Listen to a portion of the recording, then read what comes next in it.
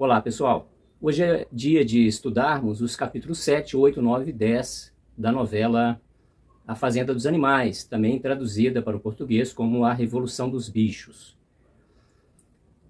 A tônica do capítulo 7 é a questão, sobretudo a questão da construção do discurso, da construção da narrativa como eixo central da propaganda política ideológica do comunismo, sobretudo da instalação do sistema. A gente nota nesses 4 últimos capítulos que há uma mudança nos papéis. A legislação vai ser alterada de acordo com os interesses do poder, o comportamento dos agentes de poder também se altera, esses agentes vão se transmutando, não é? No início, quando havia o discurso de instalação da ideia revolucionária e da revolução propriamente dita, havia um discurso de que todos os animais que eram bons, os humanos eram maus. E, no que diz respeito aos animais, o discurso de que todos os animais eram iguais, tinham os mesmos direitos. E a gente nota que os porcos vão se distinguindo dos demais. Os porcos, como já foi visto lá na primeira aula, são eles que dominam o conhecimento da ciência, o conhecimento sistematizado da escola e, claro, da leitura, da alfabetização, e eles impedem que os demais tenham acesso a isso. Ora, a gente sabe que as sociedades que escravizam, elas sempre fazem questão de impedir que os escravizados tenham acesso ao conhecimento, à formação, à tecnologia, a tudo aquilo que o escravizador detém e que coopera com a manutenção do poder nas mãos dele, não é?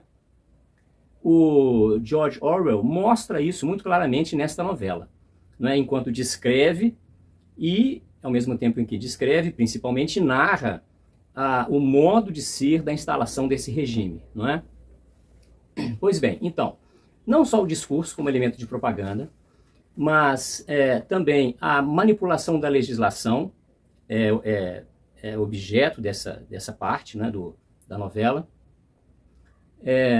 e também a evidência, né, a demonstração de que os fins sempre justificam os meios, nesse tipo de modo de fazer política, nesse tipo de modo de fazer governo, né, de estruturar governo, e cada vez mais nós observamos os porcos se distanciando da natureza animal e buscando, construindo uma semelhança cada vez maior com o comportamento, os hábitos e interesses dos humanos. Embora, no que se refere ao discurso, os porcos sempre vão dizer que o que é humano não é bom, não é? É claro que aí a gente nota que para eles, porcos, existem animais superiores, eles, obviamente, e animais inferiores, os outros, não é? Pois bem, o que acontece no capítulo 7? A gente nota o interesse pela reconstrução do moinho de vento, né? Essa reconstrução começa no inverno, um inverno de muita neve, de muito granizo, e sempre tudo se dá com reforço do discurso ideológico, né? Então, o mundo exterior é marcado pela presença humana, isso é repetido o tempo todo, não é? A presença humana é uma presença observadora do nosso comportamento, o estrangeiro sempre nos observa, analisa e busca compreender, né, e saber como vivemos, o que estamos fazendo, e o que marca o comportamento deles é a inveja. Esse é o discurso, né, que os porcos fazem questão de difundir. Bom, na construção agora, eles querem ampliar a resistência estrutural do moinho, então de 45 centímetros as paredes passam a 1 metro, é mais do que o dobro, né? E para isso os animais precisam trabalhar mais, e aí vai haver o uso da seleção vocabular na hora de fazer a restrição alimentar, porque é inverno, não há colheita, o que se tem que ser restrito, né? Então eles chamam de remanejamento, mas não chamam de redução da quantidade de comida, não é? Nesses momentos todos, o uso da palavra, o uso persuasivo da palavra para maquiar a realidade é sempre muito eficientemente utilizado e maquiavelicamente, perversamente utilizado pelos porcos, né? E enquanto o trabalho árido e árduo era feito pelos animais mais fortes, o esganiço sempre fazia o discurso, né, de que o trabalho alegra e produz dignidade, né? E o colosso, né, que em outras traduções é chamado de guerreiro, sempre dizia que ia trabalhar mais, não é? Bom, houve fome nesse inverno, até mais do que no anterior, né? E eles não tinham trigo, o número era muito pequeno e logo se acabou, foi insuficiente, a batata também foi insuficiente, e eles só puderam comer palha e beterraba, um inseto aqui. Bom, e aí o que acontecia? A propaganda entrava, né? Ou mais uma vez, para dizer, olha, o que estamos fazendo aqui é uma restrição necessária em função do inverno. Isso era dito para os animais, né? E para fora, sempre um discurso para impedir que o saber a respeito da fome chegasse ao mundo exterior. O mundo exterior, por sua vez, sempre construía sua propaganda contrária aos sucessos da fazenda dos animais. Então, lá fora, se dizia que eles não só passavam fome, como a fome era tão intensa que eles chegavam a praticar canibalismo e até infanticídio para sobreviverem. Esse era o discurso exterior, né? Para manter nos animais do lado de fora a sensação, a ideia, a impressão, a informação de que a vida na vida no interior dessa fazenda revolucionária era a pior possível, que era melhor que se vivesse como sempre se viveu, né? Esse era o discurso exterior. Pois bem, então o Napoleão sabia muito bem que a fome precisava ser escondida e ele vai usar o ímper como um agente de divulgação da propaganda pretendida, ou seja, a da fartura. Então o que ele faz? Ele convida o ímper para uma visita numa certa parte da fazenda, mas nos locais de armazenamento ele sempre mantinha tonéis cheios de areia com um pouco de comida no topo. Então dava a impressão de abundância alimentar, mas de fato havia fome na fazenda dos animais. O Napoleão continuava sempre protegido pelos animais. Lembram-se dos cachorros que ele retirou do seio materno tão logo nasceram e criaram um sistema educacional perverso que interessava ele, né? Eles ficaram tanto tempo afastados do convívio da mãe e dos outros animais que quando voltaram já adultos, os outros animais já não se lembravam mais da existência deles, né? E já chegaram violentos, já chegaram rudes, já chegaram com a formação que interessava à manutenção do poder por parte do Napoleão, né? Isso foi bem explicado nas aulas anteriores. Quem ainda não ouviu, por favor, ouça, veja, porque vale a pena, né? Bom, o que aconteceu nesse período, né? Faltava todo aquele conjunto de utensílios que não existiam, que não eram produzidos na fazenda. Então, o Napoleão sabia que ele precisava comprar aquilo que fosse, por exemplo, industrializado, não é? Já que a produção ali era exclusivamente agrária e com limitações. Então, ele pôs as galinhas para produzir, porque com a venda dos ovos ele poderia obter recursos suficientes para a compra desses utensílios e implementos que eram necessários ao funcionamento final do moinho, por exemplo. Então, ele conseguiu fazer um contrato com o mundo exterior de uma determinada entrega semanal de ovos. Se não me recordo, eram 400, algo assim. Está lá no capítulo 7, né? Bom, algumas galinhas protestaram. 9 galinhas morreram de inanição, porque assim que o protesto começou, ele agiu com mão pesada, como sempre faz o regime, né? E as deixou sem comida, sem ração, por um período razoável de dias, a ponto de um número desistir do protesto e 9 morrerem de fome, de inanição, né? Mas a propaganda veio e inventou logo uma doença para justificar a morte delas, né? Elas não morreram por inanição, morreram de uma doença, uma inflamação qualquer lá, que é própria das galinhas, que acontece sempre com as galinhas, né? Bom, vocês se lembram do Bola de Neve, né? Posto como alguém que fugiu, né? Foi expulso. O primeiro porco, né? Depois do maioral, que assumiu o poder, né? Que conduziu lá a revolução, depois foi traído pelo Napoleão. O Napoleão fez toda aquela construção discursiva para dizer que quem planejava tudo era ele, Napoleão, e que o Bola de Neve sempre foi traidor, né? E que ele não construiu nada de efetivo, nada de verdadeiro, bom e útil e producente à fazenda. Então, à medida em que o tempo passa, o Napoleão desconstrói cada vez mais e mais o que havia de eficiente na trajetória e de produtivo na trajetória do Bola de Neve, né? Então ele transforma, através da retórica, o Bola de Neve não mais num herói revolucionário, mas num traidor, né? Num perverso traidor. E ele chega, por exemplo, a dizer nos seus discursos que, não só ele, mas aqueles que o apoiavam, né?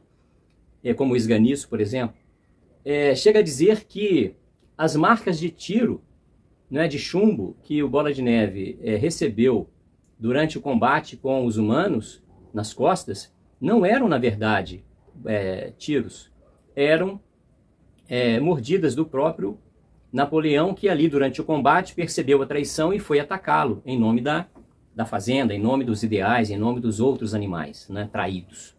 Então, o Napoleão vai, com a passagem do tempo, e mais intensamente, isso começa mais intensamente no capítulo 7, ele vai atacar a memória do Bola de Neve, desconstruir a memória do Bola de Neve, e cada vez que alguém tenta lembrar algo de positivo que o Bola de Neve teria feito, ele desconstrói dizendo, olha, a sua memória está falha, a sua memória está com problema.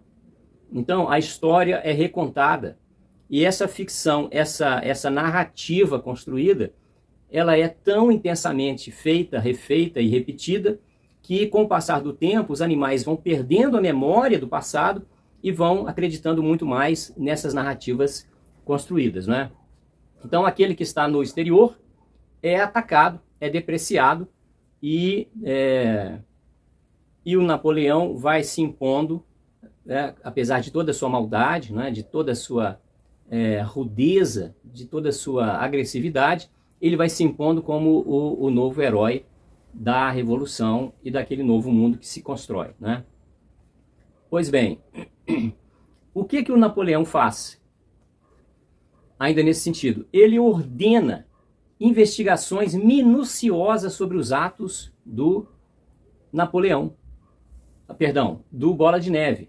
E o mais curioso, né, é como aquela cultura dos animais, ela era iletrada, só os porcos sabiam escrever e ler, os outros liam de modo muito rudimentar, e alguns só sabiam escrever o próprio nome, né? A gente pensa, poxa, mas onde estava o registro disso, né? Que construções textuais eram essas? Que documentos eram esses? Mas ele insiste em dizer que havia onde investigar, e essas investigações são muito parecidas com o que nós estamos vivendo hoje no Brasil, por exemplo, em relação aos chamados atos antidemocráticos, ou atos de vandalismo, ou atos de terrorismo praticados no dia 8 de janeiro em Brasília, né? É algo muito parecido. É incrível como a história vai se repetindo. É incrível como essas estratégias socialistas, comunistas, são sempre postas em prática em todos os países que desejam implementar o regime. O que está sendo feito aqui foi feito há pouco na Venezuela, foi feito na Argentina, foi feito em Cuba anos atrás, é feito na Nicarágua, tem sido feito nos nossos países vizinhos aí, de fronteira, né? E já tinha sido praticado na Revolução Russa de 1917, na instalação do regime, e o Orson Welles não, o George Orwell, nada a ver, né? O George Orwell reproduz isso aqui com muita precisão. Bom, Então, o que ele faz? Ele cria a ideia de revolução e conluio por parte de Bola de Neve. Exatamente o que se está sendo criado agora e atribuído a Bolsonaro, ao governador do Distrito Federal e ao secretário de Segurança do Distrito Federal, né? Ex-ministro de Bolsonaro. Então, o Bola de Neve foi colocado como aliado do Sr. Jones, antigo proprietário da fazenda, né? Um líder do capital, o líder daqueles valores a que se opunham os valores e mandamentos dos animais. Então, faz a construção de uma narrativa depreciativa do Bola de Neve. E vale a pena ler aqui, né? Vale a pena ler aqui nessa minha edição, a edição que eu estou usando e colocando no grupo do Telegram. Vale a pena ler esse trecho, vejam. Camaradas, exclamou o esganiço, saltitando nervoso. Descobriu-se uma coisa absolutamente terrível. O Bola de Neve se vendeu ao Frederick, que está nesse instante numa conspiração para nos atacar e nos tirar a nossa fazenda. Então, vai sendo construído aí esse discurso, né? E vejam o que se diz mais adiante. Estou na página 95, tá? Tudo isso está provado por documentos que ele deixou para trás e que acabamos de descobrir. Vejam, idêntico, né, ao que ocorre agora. Os animais ficaram estupefatos. Levaram alguns minutos até absorver plenamente a notícia. Todos lembravam, ou imaginavam lembrar, que tinham visto o Bola de Neve à frente do ataque na Batalha do Curral, arregimentando e encorajando todos eles constantemente, sem esmorecer um único instante, nem mesmo quando o chumbo da arma do Jones lhe feriu o lombo. Não dava para entender muito bem como isso condizia com o fato de estar aliado ao Jones. Mesmo o Colosso, que é o guerreiro em outras traduções, né, que raramente fazia alguma pergunta, ficou intrigado. Aí o Colosso afirma, né? Não acredito nisso, disse ele. O Bola de Neve lutou bravamente na Batalha do Curral. Vi com os meus próprios olhos. Não lhe demos logo a seguir a medalha Herói Animal, primeira classe? Ora, não fomos nós próprios que, reconhecendo o heroísmo dele, demos a ele essa comenda, né? Foi este o nosso erro, camarada? Pois agora sabemos, e está tudo escrito nos documentos secretos que encontramos, que na verdade ele estava tentando nos levar à destruição. Mas ele foi ferido, disse Colosso. Todos nós vimos o sangue correndo. Fazia parte do esquema, gritou Esganiço. O disparo do Jones passou apenas de raspão. Eu poderia lhe mostrar isso na própria letra dele, se você fosse capaz de ler. Então, eles exploram a todo momento a ignorância, né, dos demais. Usam isso, e aí, contra esse argumento, de fato, eu não consigo ler, não vai adiantar nem olhar para esse documento secreto, né? E assim continuou, né, o capítulo, chegando a este ponto. Reparem, o nosso líder, o camarada Napoleão, anunciou o esganiço falando bem firme e bem devagar. Afirmou categoricamente, camarada, que Bola de Neve era sim agente do Jones desde o desde o comecinho, e muito antes sequer de se pensar numa rebelião. Ah, aí é diferente, disse o Colosso. Se o camarada Napoleão diz, deve estar certo. Percebem? Então, esse jogo de narrativas e de imposição do discurso por parte do Napoleão como uma espécie de imposição via imagem de quem detém a força, de quem detém o poder, não é? De quem detém a perversidade, a capacidade de punir, é frequentemente aplicado, feito. E mais tarde, só para encerrar em termos de leitura e voltar exclusivamente aos comentários e análises, o texto diz assim na página 97. Recomendo que todos os animais nessa fazenda mantenham os olhos bem abertos, pois temos motivos para pensar que há nesse momento alguns agentes secretos do Bola de Neve infiltrados entre nós. Gente, essa ideia, o uso da ideia dos infiltrados, ele é absolutamente recorrente nos regimes, né? E é por isso que eu disse em alguns vídeos, analisando as manifestações dos patriotas, né, na frente dos quartéis, eu disse em alguns momentos, olha gente, por favor, os grupos de WhatsApp é que têm infiltrados, e os infiltrados estão construindo em vocês essa ideia da existência dos infiltrados. Porque isso demole a crença em qualquer argumento racional de alguém de direita, verdadeiramente de direita, que queira propor qualquer ideia que seja em uma pequena parte diferente daquela imposta como a única possível, né? E isso a esquerda fez conosco ao longo dos 70 dias de manifestação, o tempo inteiro nos grupos de WhatsApp e Telegram, e a direita foi incapaz de perceber que estava sendo manipulada desde o início, não é? E às vezes, e muitas vezes, por jornalistas de direita e blogueiros de direita, interessados em manter o interesse, não é? E gerando sensacionalismo para manutenção desse interesse nas notícias. Bom, aí, pessoal, existe essa narrativa construída que eu acabei de ler, né, nas páginas 94 até a 97. Durante essa construção de narrativa em que se fala de infiltrados, o Napoleão conduz os animais a fazerem confissões. Aí 4 porcos fazem confissões, né? 3 galinhas, 1 ganso, 1 ovelha e depois outras 2 ovelhas. E essas confissões foram inclusive de crimes, né? De atos pueris, como uma ovelha confessou que tinha urinado num poço, num bebedouro, né? O ganso confessou que tinha roubado 4 espigas de milho e guardado para comer à noite.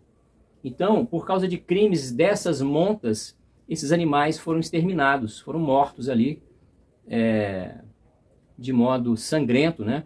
4 porcos, 3 galinhas, 1 ganso, só aí 8, né? Mais 1 ovelha e outras 2 ovelhas, portanto 11 animais, né?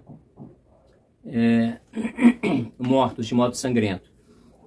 Bom, aí essas cenas de extermínio colocam os animais, que não foram mortos, obviamente, em uma situação de reflexão muito intensa. Eles começam a pensar nos ideais da Revolução, aqueles que eles ouviram do maioral lá atrás, né? Começam a contrastar aqueles ideais com a realidade que eles estavam vivendo. E vão se lembrar dos mandamentos e pensar, poxa, havia um mandamento, inclusive, que dizia que um animal não pode matar outro animal. Então eles começam a fazer questionamentos que punham em xeque a dinâmica da Revolução, a dinâmica histórica da Revolução, né? E aí é curioso que eles começam a cantar aquela música, né, de sentido ideológico, como é que chama? Bichos da Inglaterra, né? Começam a cantar Bichos da Inglaterra, só que vocês se lembram, né, que eu tinha dito que Bichos da Inglaterra era um hino, e todo hino tem o propósito de inflamar, né? Um hino ao soldado quer inflamar o soldado à batalha, o hino do país quer inflamar o patriota a uma postura laudatória, né? Ufanista em relação à própria nação, não é isso? Portanto, o hino tem uma ritmia binária, marcial, ele é uma marcha. 1, 2, 1, 2, 1, 2, não é isso? E a canção Bichos da Inglaterra tinha esse caráter, eu expliquei isso lá nas aulas anteriores.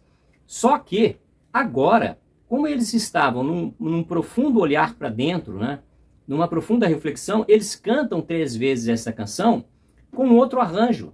Um arranjo que surge melancólico, mais lento, mais dramático, provavelmente num tom menor, né, que é um tom mais escuro, mais trágico mesmo. E aí o que acontece? O esganiço chega, logo depois da 3ª vez do canto, e ele chega com uma nova norma. Ó, está proibido cantar a canção o Bichos da Inglaterra. Não se pode mais. Ah, mas por quê? Porque a revolução está pronta. A revolução está acabada. Portanto, não há mais sentido em cantar a canção Bichos da Inglaterra. Está tendo tiroteio aqui perto.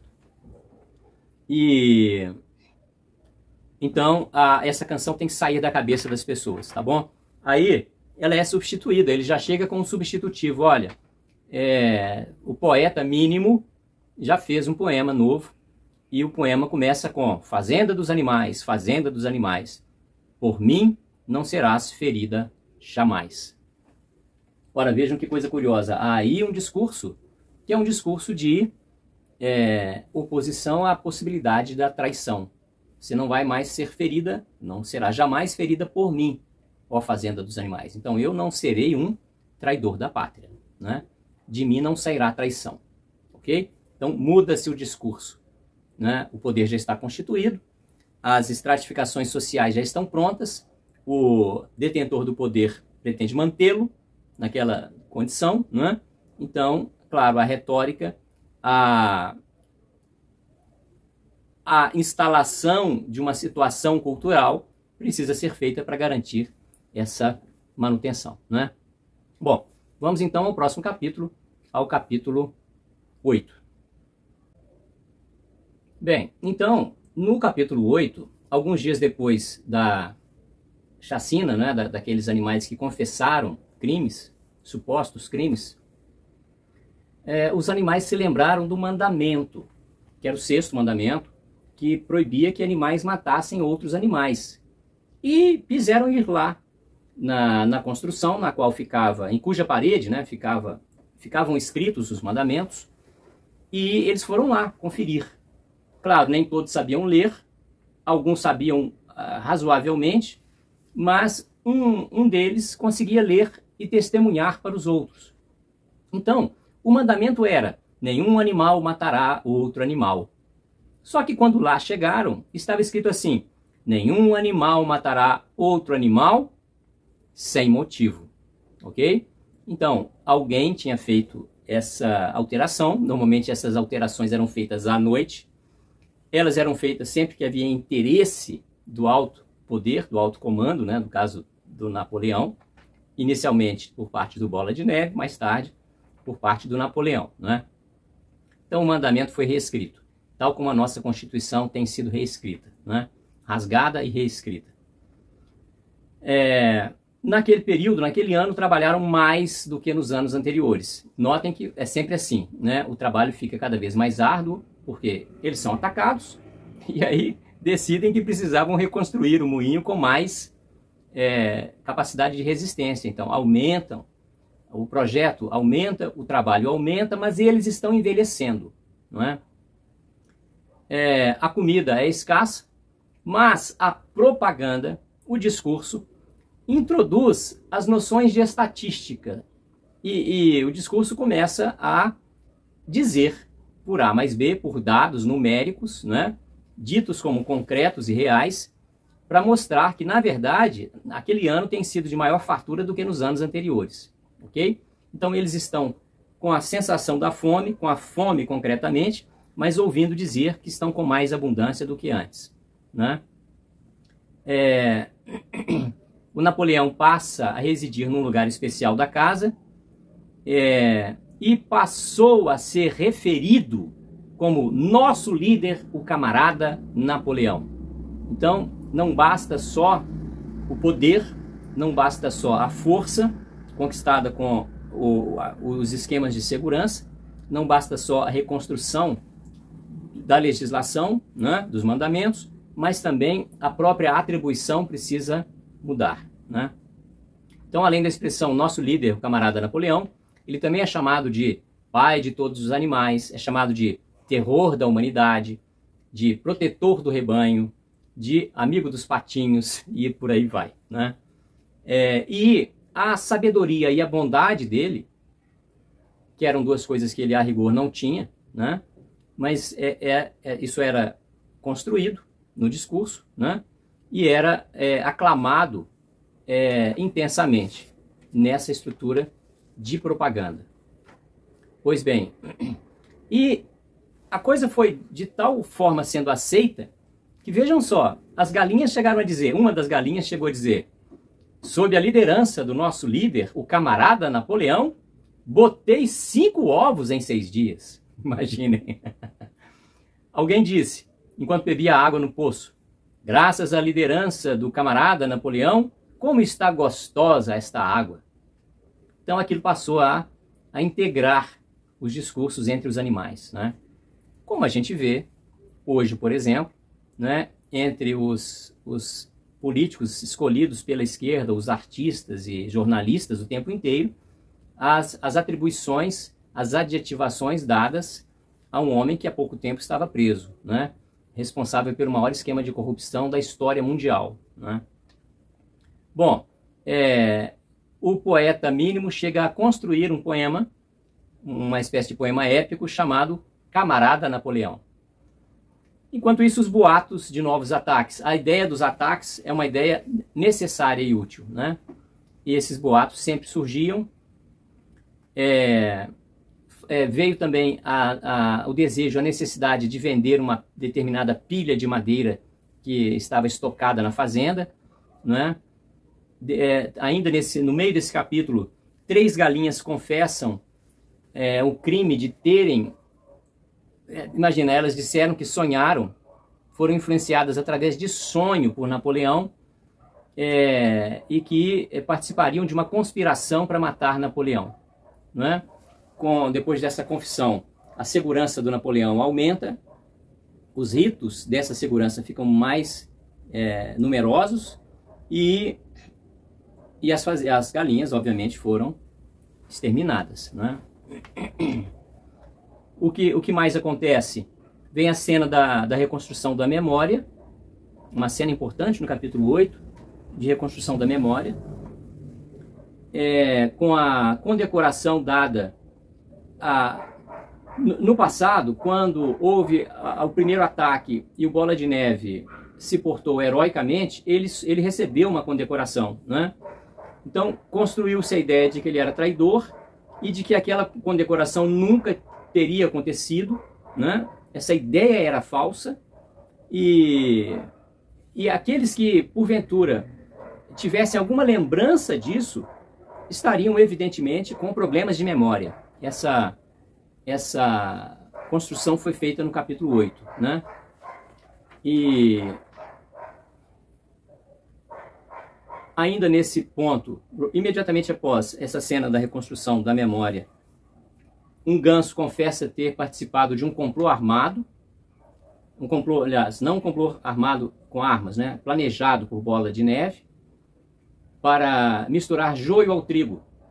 E ele faz essa confissão e imediatamente se mata, comete suicídio, ingerindo 2 bagas de beladona.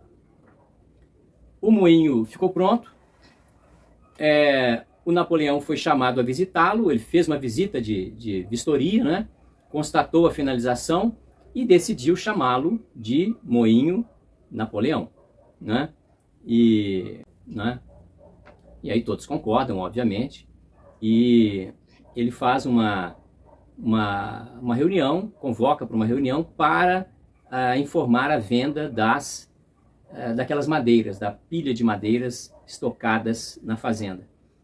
Aí ele vai revelar mais uma trama de Bola de Neve, nesse meio tempo, e ele supostamente teria tido uma percepção, ele dá uma mostra de uma percepção muito aguda da traição do Bola de Neve, exatamente no período em que ele negociava madeira entre 2 fazendeiros, e divulga essa percepção para os animais, para reforçar a ideia de traição, né? Em relação à memória que tinham do Bola de Neve. Ele negocia as madeiras com o Frederick, que as compra com notas falsas. Isso é sabido, é dito entre os animais, todos ficam revoltados com aquilo, né, com aquela negociação, e o Napoleão logo avisa, olha, se o Frederick nos trapaceou assim, provavelmente ele vai amanhã nos atacar. E aí há de fato o ataque no dia seguinte, o ataque acontece, é um ataque vigoroso, é um ataque feito com 15 homens armados, os animais resistem, conseguem expulsar os 15 homens, mas a destruição é grande, o ferimento é grande, eles conseguem destruir o moinho com explosão a pólvora e ficam naquela situação, não é, de reflexão sobre se de fato terão vencido. Porque, embora eles tenham conseguido expulsar os humanos, eles tiveram muitas perdas, além de terem perdido a grande obra, que era o moinho de vento, né? Eles achavam que, com aquela estrutura, jamais seria demolido. Dias depois, os porcos encontram uma caixa de uísque nos porões da casa sede. E na noite daquele dia, há uma festa na casa sede e o Napoleão, durante a noite, foi visto galopando pelo quintal, pelo terreiro ali próximo da casa sede. Bom, aí alguém anuncia que Napoleão estava morrendo. Isso porque, obviamente, beberam uísque a noite inteira, os porcos beberam uísque a noite inteira. Napoleão deve ter tido uma espécie de coma alcoólico, né? Deve ter passado muito mal. E horas depois desse anúncio da quase morte do Napoleão, é dito que o Napoleão teria tido um último ato de percepção de vida, e que nesse ato ele publicou um decreto proibindo os animais de beberem álcool, de consumirem álcool, ok? Bom, mas acontece que vem a informação de que ele se recuperou. Ele se recupera e ele manda os porcos comprarem alguns libretos de produção de fermento, de fermentação, aliás, não de fermento de massa, mas libretos sobre fermentação e destilação de bebidas, né? Então, a experiência com o uísque gerou aí não só a ressaca, mas a mudança da legislação e o interesse em aprender a fazer bebida fermentada e bebida destilada, né? E o Napoleão decide plantar cevada. Então, essa experiência com o álcool, inclusive, altera os rumos da fazenda dos animais, né? E aí, o quinto mandamento é alterado. Qual era o quinto mandamento? Nenhum animal beberá álcool, ok? Só que depois dessa experiência, o mandamento passa a vigorar como: nenhum animal beberá álcool em excesso, ok? Bom, então, esses são os episódios mais marcantes do capítulo 8. Passemos ao capítulo 9, que é bem dramático e tem um conteúdo ideológico bastante importante para a compreensão dessa novela. Passemos então ao capítulo 9. Bom, gente, o capítulo 9 ele é particularmente dramático porque o envelhecimento é percebido pelo Colosso, o cavalo, né? Também conhecido em outras tradições como guerreiro. Então, o Colosso, ele percebe que envelheceu e começa a refletir sobre a aposentadoria. Esse é um tema de reflexão dele junto com outros animais de mesma idade. E ele começa a sonhar com a aposentadoria. E, sabendo que teria que ajudar a reconstruir o moinho, resolve logo se dar ao trabalho intensamente, só que agora bem envelhecido, né?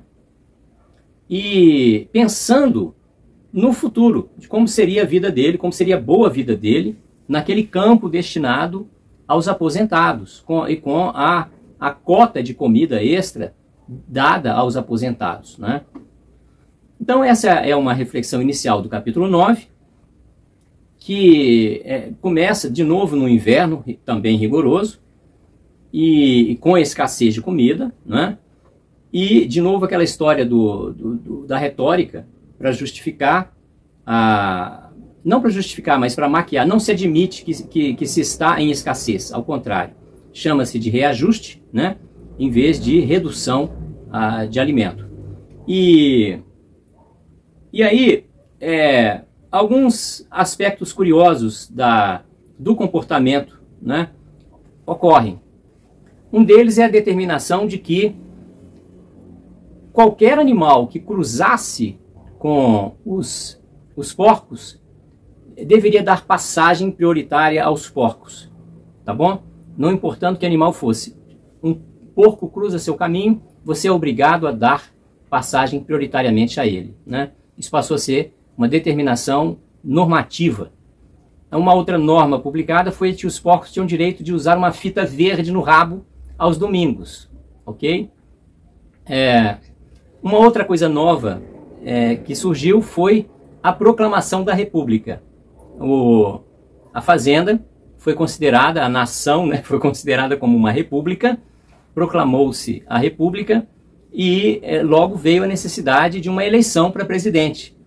O Napoleão foi o candidato único, eleito por unanimidade, né, aclamado por unanimidade ali. No mesmo dia, né, das eleições, o sistema anunciou o achamento de novos relatórios, de novos documentos que comprovavam a cumplicidade do Bola de Neve com o Jones. Então o tempo ia passando, as normas iam mudando para manutenção cada vez mais intensa do poder na mão dos porcos e dos privilégios dos porcos, e o discurso, a propaganda vai se consolidando para desconstrução da imagem heróica do Bola de Neve e colocação no lugar disso da imagem de traidor, né? Cada vez mais intensa. O que acontece? O Colosso, recuperado, né, das façanhas de guerra, né, anteriores, volta a trabalhar, só que bem mais afetado, né, pela idade, e volta ao trabalho, e num certo dia ele é achado caído e pondo sangue pela boca. Nesse momento, os animais entram em alvoroço, faltava um mês para a aposentadoria dele, quando isso acontece. O Napoleão fica sabendo e logo manda dizer que vai prestar toda a assistência a ele, que vai mandá-lo para um hospital veterinário na cidade. Os animais logo ficam preocupados. Ora, não é razoável deixarmos o nosso grande amigo Colosso nas mãos de um humano. E o séquito lá do Napoleão logo diz, olha, não, vai ser bem tratado, vai se recuperar e tal. E ele é posto num carroção para ser levado. Só que o Benjamin, o burro, né, parceiro do Colosso, ele consegue ler o que está escrito na carroça. E aí ele vê lá todo o letreiro e diz para eles, para os animais, olha, vocês não estão vendo, ele vai ser levado para o matadouro. Vejam lá. Aí ele lê o nome do proprietário do matadouro, o letreiro informa que ele é fabricante de cola, que ele fornece ração para canis, que vende pele e manipula os ossos de animais e tal. Enfim, era um matadouro que tinha um grande negócio com todos os subprodutos dos animais mortos. Então, o que se percebe? O Colosso ainda estava vivo, convalescente, e o Napoleão já tinha negociado o corpo dele com o dono de um matadouro. Ele é mandado para o matadouro, a carroça parte, os animais correm atrás, tentando gritar para o Colosso fugir. O Colosso parece não entender, né, barulho do tropel dos outros cavalos. Os cavalos, eram 2 cavalos puxando a carroça, o carroção. Então ele ali preso não consegue entender o que está acontecendo, e mesmo que conseguisse, não teria forças para fugir. E acaba que o carroção se vai. Passam uns dias e os animais são informados de que ele faleceu no hospital veterinário, e é feito todo um discurso, né, de que houve testemunha daquela morte. Ele morreu tranquilo, heroicamente, desejando aos outros animais que continuassem o sonho da revolução, né, da manutenção da fazenda, dos animais, e que ele terminou repetindo aquelas mesmas frases de sempre, né, frases laudatórias, elogiosas ao Napoleão, e reforçando a necessidade do trabalho, dada a dignidade que o trabalho dá aos animais. O Napoleão faz um discurso para os animais E ali ele promete uma coroa de louros, uma vez que não foi possível levar o corpo, né? Claro, ele já tinha vendido cada parte, né? Cada centímetro quadrado, cúbico do corpo do Colosso para o dono do matador. Então não dava mais para trazer o corpo para ser sepultado. Então ele, naquele local que seria o túmulo do Colosso, ele manda colocar uma coroa de louros que estavam louros da própria casa sede da fazenda. Ou seja, ele não gastou nem com a coroa dos louros do Colosso, né? Ao contrário, ele se aproveitou financeiramente da morte do animal e não teve gastos com a aposentadoria dele, não é? E aí ele termina o discurso lembrando as máximas do Napoleão, do Colosso, quais eram as máximas preferidas e repetidas pelo Colosso. Uma, vou trabalhar mais, e o camarada Napoleão tem sempre razão. É assim que o Napoleão termina um discurso em honra do Colosso, dizendo que essas duas máximas, seria ideal que essas duas máximas sofressem a adesão dos outros animais, não é? Ele promete um banquete, também em honra do Colosso, a memória do Colosso, um banquete para os porcos. No dia do banquete, chega uma carroça da mercearia da cidade, levando um engradado de madeira, tá? E aí soube-se que os animais, de alguma maneira, conseguiram dinheiro para comprar uma caixa de uísque.